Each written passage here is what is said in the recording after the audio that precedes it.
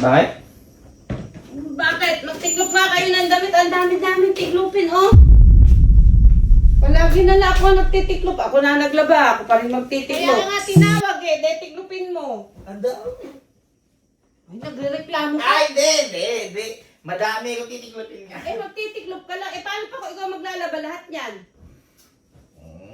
Palatak. Nga palatak ka pa. Hindi. Ligpitin mo lang yan. Iayos mo. Ano tiklop ba yan? Pang department store niya. Tiklop. Palalaki nyo na. Ako pa inaasahan yung magtiklop. Sa susunod, kayo na maglaba. Kayo pa magtiklop. Dadabog ka! Inaayos ko lang. May nagtitiklop ba nakaganyan? Tinitingnan ko nga kung ano siya. Anong tinitingnan mo na naman? Ayusin mo yung mabuti. Hindi maitutulong mo. Ayaw nyo pang tumulong.